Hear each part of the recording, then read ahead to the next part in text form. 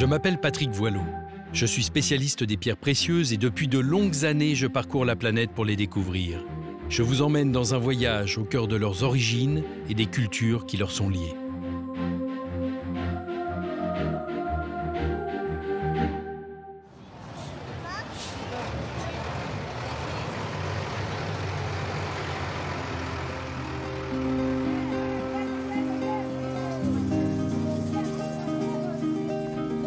Chaque jeudi matin, à plus de 2000 mètres d'altitude, les Indiens Quichés se retrouvent sur le marché de Chichicastenango.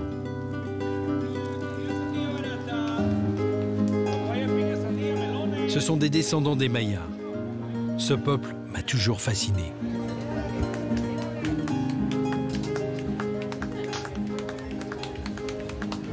Je suis venu ici pour une pierre précieuse, le jade.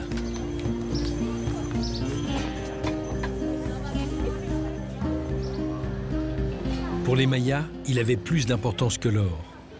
C'est cette pierre et les mythes qui l'entourent que je vais vous faire découvrir.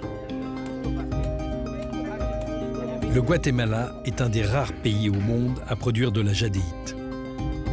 C'est le plus rare des deux minéraux que l'on appelle communément jade, l'autre étant la néphrite que l'on trouve surtout en Asie.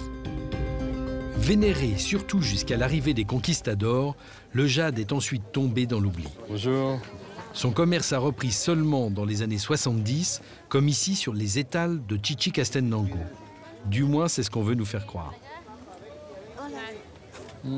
C'est pas du jade, ça. C'est léger. Non, c'est du marbre. D'accord. César est un jeune vendeur de souvenirs.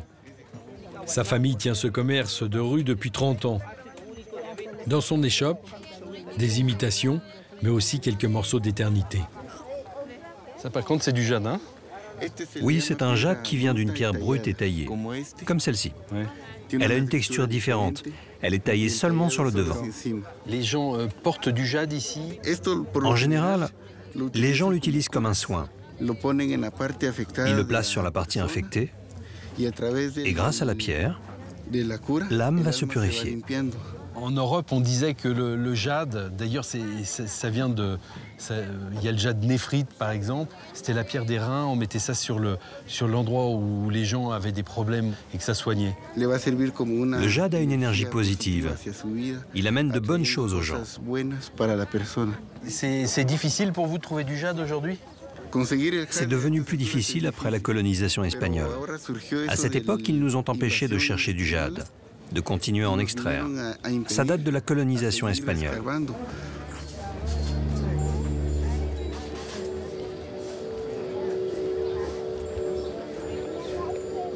Pour m'aider à comprendre comment les conquistadors ont contribué à cette longue amnésie de 5 siècles, César m'emmène au pied de l'église Saint-Thomas, construite sur un site maya. Lorsque les Espagnols arrivent au XVIe siècle, ils imposent la religion catholique. Les croyances mayas sont alors enterrées et avec elles, la pierre qui avait le plus de valeur dans leur rituel, le jade. Aujourd'hui, sur le parvis de l'église, les croyances se mêlent.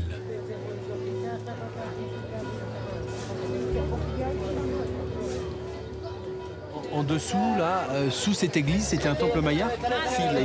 C'est toujours resté un temple maya. Un temple qui date de 2000 ans. On le devine grâce à la forme extérieure du bâtiment et au nombre de marches. Il y a 18 marches directement liées à notre calendrier maya.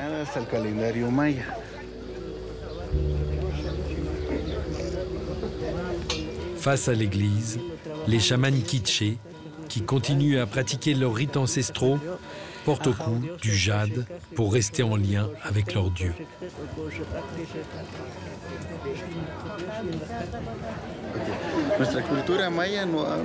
Notre culture maya n'est pas morte. Elle a résisté un peu comme le jade, qui n'a pas disparu et qui a réussi à perdurer. Cette pierre renaît aujourd'hui et elle refait le lien avec notre culture maya.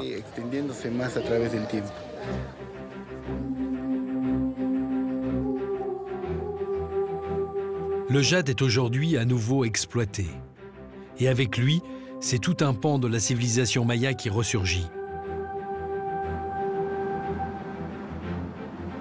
Je pars sur les routes du Guatemala pour reconstituer le pulse de son étonnante destinée. Première étape, Antigua, l'ancienne capitale fondée en 1543 par les colons espagnols. Elle aussi a bien failli disparaître de l'histoire du pays. Ces bâtiments témoignent encore de la violence du tremblement de terre qui a rasé la ville à la fin du XVIIIe siècle. C'est ici le point de départ, tout récent de la renaissance du jade.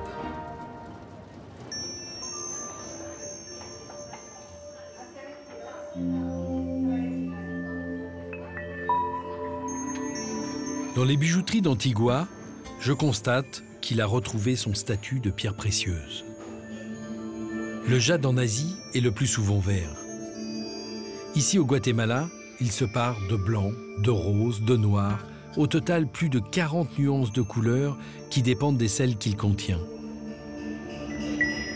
Mais moi, ce n'est pas le jade qu'on expose en vitrine que je suis venu voir, mais plutôt celui plus méconnu que l'on peut trouver exposé dans quelques arrière-boutiques.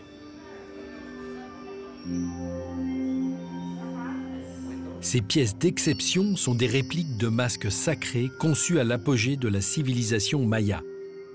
Ce sont ces masques qui servaient lors des rituels. Ils ont été retrouvés dans les tombes des seigneurs mayas, preuve de l'importance qu'on attribuait alors au jade.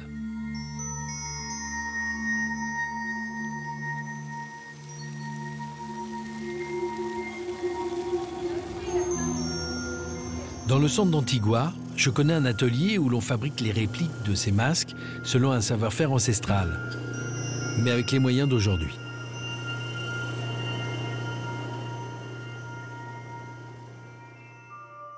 Cet atelier appartient au couple américain Marilou et Jay Redinger. Lui était géologue, elle archéologue, je les connais de longue date. Bonjour Marilou. Comment vas-tu? Ça va et toi? Ça fait longtemps, hein? Oui, ça fait longtemps. Ah, 15 plus années. de 10 ans. 15 ans? Oui, je crois. Marilou supervise aujourd'hui ce travail d'orfèvre. Là, nous sommes dans la partie de l'atelier où on prépare les masques. Il y a ici les artisans et les ouvriers qui travaillent aux différentes étapes de polissage et de coupe du jade. Nous essayons de faire revivre le savoir de cette civilisation millénaire qui se retrouve dans ces pièces en jade.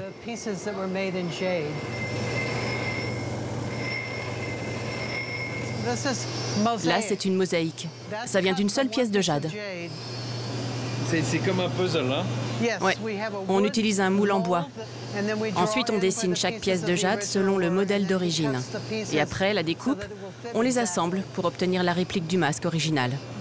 Cet homme est un des employés d'origine maya. Il y a 18 groupes ethniques mayas différents au Guatemala. Il appartient au plus important d'entre eux. C'est un maya quiché. Et combien de temps ce monsieur met pour faire le masque? Environ 2 mois pour faire ce masque. Les Mayas, eux, mettaient plus de temps. Peut-être 1 an, ou même 2. J'aime cet art. C'est quelque chose de spécial pour moi.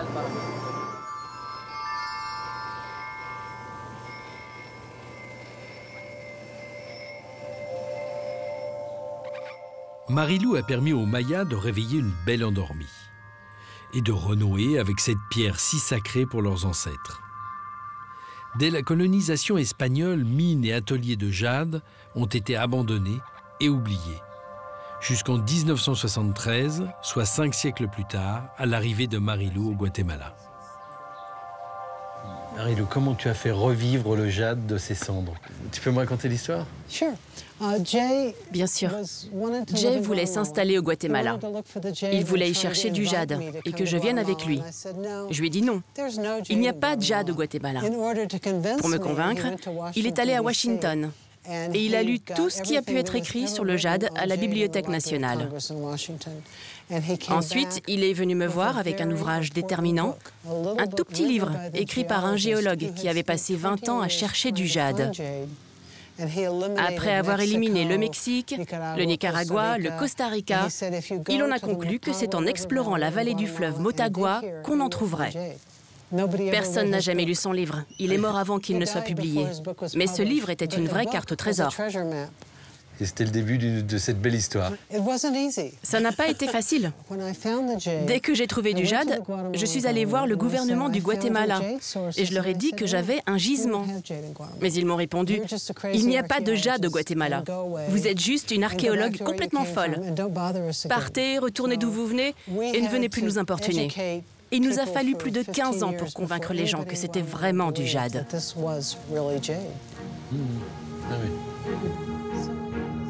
Leur obstination est récompensée.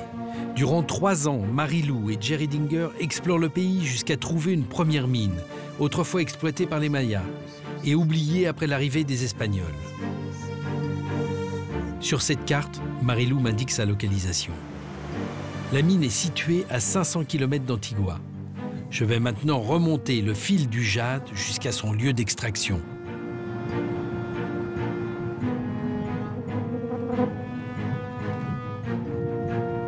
Il me faut franchir des routes vertigineuses avant d'arriver, après 12 heures de trajet, dans la région de la Sierra de las Minas. Cette chaîne montagneuse est bordée par le fleuve Motagua. C'est ici, de chaque côté du fleuve, que les Mayas exploitaient le jade. Et c'est au même endroit que 500 ans plus tard, le couple Riedinger découvre la première mine. Avec Raquel Pérez, la femme de confiance de Marie-Lou, j'approche du but. Trouver enfin quelques morceaux de jade. Pourquoi on trouve du jade ici, dans cette rivière et dans cette région, et qu'on n'en trouve pas dans d'autres régions du Guatemala, par exemple? Le jade se forme au niveau du fleuve Motagua, tout près de la Sierra de las Minas, là où se confrontent 2 plaques tectoniques. Par mouvement de subduction et d'abduction, le mouvement des plaques a permis l'émergence de jade. Et en fin de compte, tout ça s'est produit il y a à peu près 150 millions d'années. Tout à fait, des millions d'années.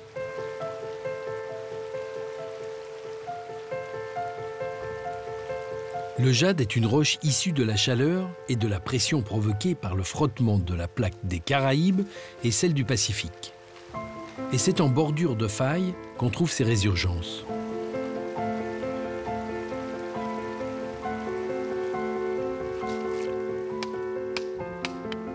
Pour trouver du jade, il suffit juste de tendre l'oreille. Ça, c'est pas du jade. Le son est différent.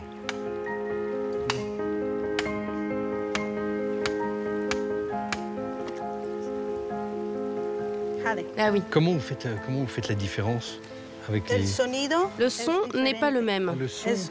C'est presque comme une musique. Donc ça, c'est une manière de les identifier, les blocs de jade. Tous les blocs de jade produisent le même son. Parmi toutes les pierres vertes, juste celle-ci est du jade. On va prendre cette pierre et la mettre sur le cheval. C'est assez lourd, le jade.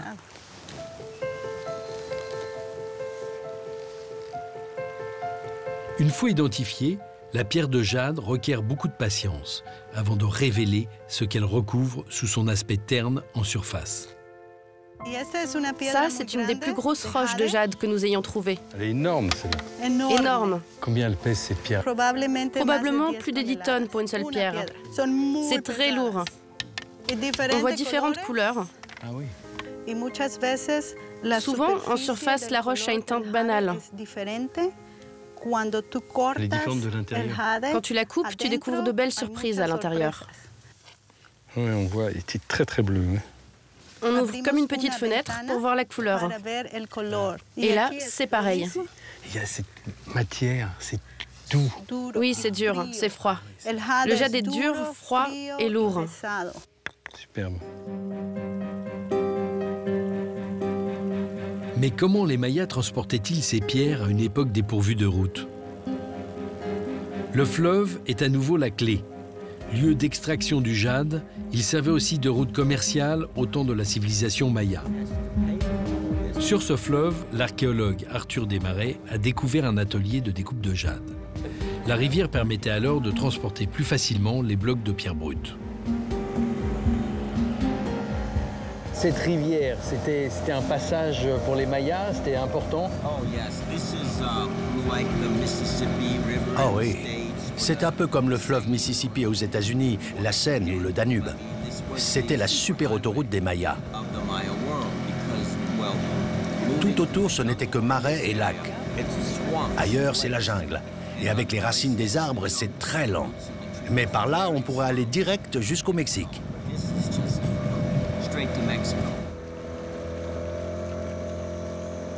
Après 1 heure de navigation, nous arrivons sur le site de Cancoén, un ancien hameau qui s'était spécialisé dans la découpe du jade au IXe siècle après Jésus-Christ. Ce site a approvisionné le monde maya en jade durant un demi-siècle. Longtemps enseveli sous la jungle, Cancoén dévoile ses secrets au fil des fouilles archéologiques d'Arthur et de son équipe. Magnifique. Principale civilisation mésoaméricaine avec les Incas et les Aztèques, la civilisation maya date de 2600 ans avant Jésus-Christ et entame son déclin après l'arrivée des conquistadors en 1524. Parmi les découvertes d'Arthur, un outil étonnant pour couper le jade.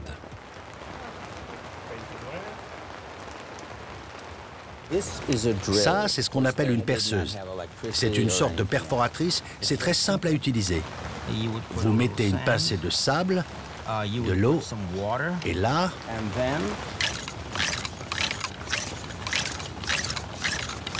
Ah oui, ça devait prendre un temps fou. Ça prenait environ 40-50 heures de travail. Alors pour couper un bloc comme celui-là, ça devait prendre des années. Les Mayas n'avaient pas de scie en acier ni de diamants, mais ils avaient de la patience et ils travaillaient dur. Vous pouvez partir et vous pouvez revenir quand j'aurai fini le trou. Je reviendrai quand vous aurez terminé. D'ici quelques mois, je pense.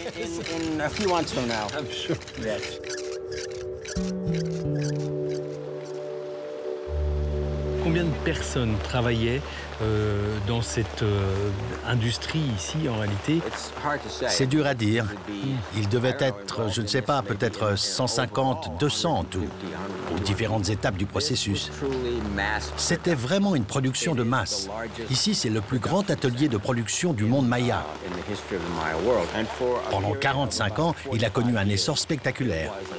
Et puis, d'un coup, boum. L'histoire de Cancoén s'achève dans ce bassin, l'ancienne piscine de la famille régnante. Là, Arthur y a fait une bien macabre découverte, une tuerie de masse orchestrée par quelques rivaux. Quand on a commencé à creuser, on a trouvé des os et des squelettes très bien conservés, et puis encore, et encore, et encore un autre, accompagnés d'objets d'art de valeur. Ils ont tué le roi et la reine, une 60aine de nobles, les femmes enceintes, les enfants. Ils voulaient anéantir la dynastie. Nous avons beaucoup d'exemples comme ça dans le monde maya.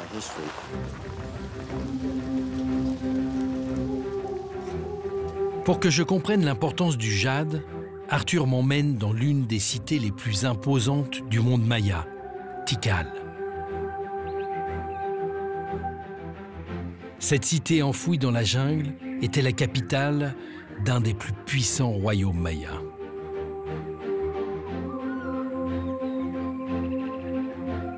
Au pied de ces pyramides qui s'élèvent jusqu'à plus de 60 mètres au-dessus du sol, au milieu de ce site qui compte plus de 3000 bâtisses, je prends la mesure de cette civilisation, une des plus grandes qu'ait connue l'humanité.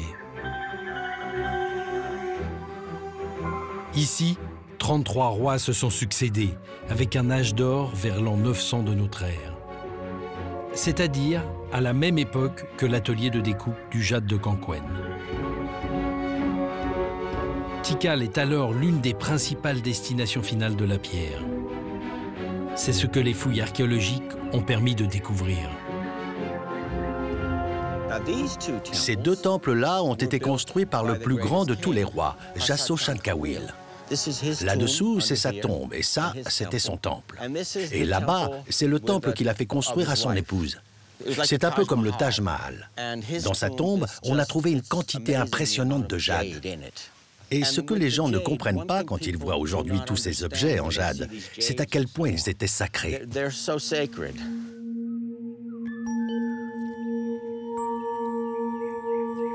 Lors des rituels, le roi de Tikal devait monter ses hautes marches, avec à son cou et dans ses mains le jade sacré, d'un poids dépassant parfois les 50 kilos. Wow, quelle vue! Incroyable. Je te laisse imaginer à quoi pouvait ressembler la cité. Tout était peint en couleur. Cette place était blanche. Et toutes les stèles étaient ornées de sculptures peintes. Beaucoup étaient peintes en rouge. Dans les cérémonies, quelle était l'importance du jade? Le souverain, c'est l'arbre sacré, l'ascenseur pour accéder à l'univers. C'est celui qui a le pouvoir de faire descendre les ancêtres sous terre dans les 9 niveaux de l'enfer ou de les faire remonter lors des rituels. Pour cela, il fallait qu'il ressemble à un magnifique arbre luxuriant, le ceiba. Le jade et leur coiffe de plumes vertes symbolisaient cet arbre. Le jade, c'était la pierre précieuse. Le reste ne les intéressait pas. Pour eux, contrairement à nous, ce n'était pas parce qu'il était rare ou difficile à produire. Non, c'est parce qu'il était vert. Le vert était important. Tout ce que vous voyez là, les rites, la religion maya, tout ça avait lieu dans une forêt tropicale. Et donc, tout tournait autour de ça. Le vert du ceiba, la couleur de l'eau, le vert était au centre de leur univers. La seule chose qui était aussi sacrée que le jade, c'était le sang humain. C'était à peu près équivalent. Tout le reste était moins important. Ce que m'a appris Arthur est passionnant. Le jade était effectivement comme l'or pour les Mayas. Son importance était extrême pendant les rituels, comme celui du sang des sacrifices humains.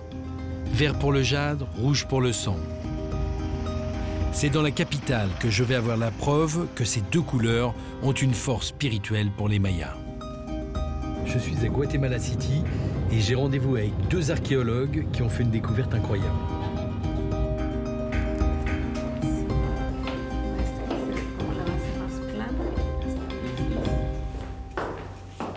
Bonjour Griselda. Hola, Patrick. Hola, Patrick. Il y a quelques mois à peine, Griselda Pérez et Juan Carlos Calderón ont exhumé la tombe d'un prince maya. Et parmi les fragments retrouvés à l'intérieur de la sépulture, cette pièce unique, encore jamais exposée au public, qui date du IVe siècle après Jésus-Christ. Y aquí está.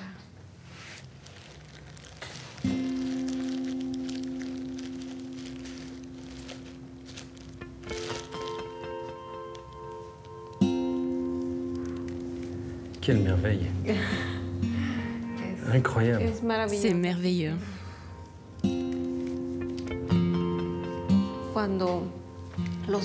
Quand les Mayas ont rouvert la tombe de leur ancêtre, ils sont venus lui appliquer du cinabre rouge, qui représentait le sang des rois.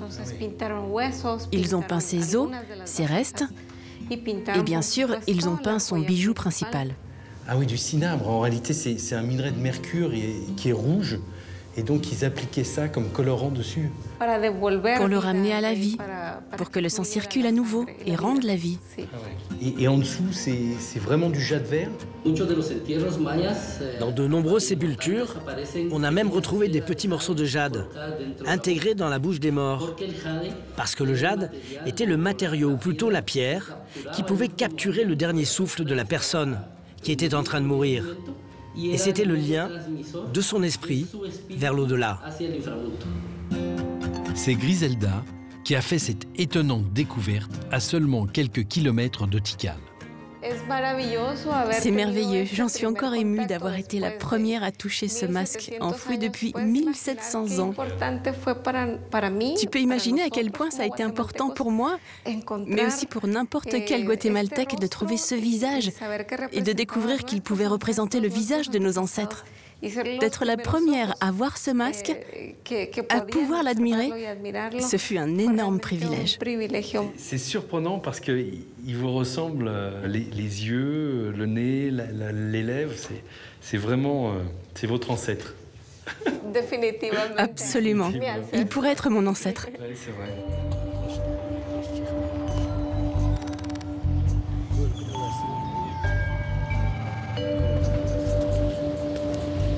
Les fouilles sont toutes récentes au Guatemala. Des cités entières comme Tikal sont encore enfouies dans la jungle. Et avec elles, d'autres pièces d'exception en jade sacré. Cette pierre, symbole d'éternité, n'en a pas fini de nous révéler de nouveaux secrets sur la culture maya.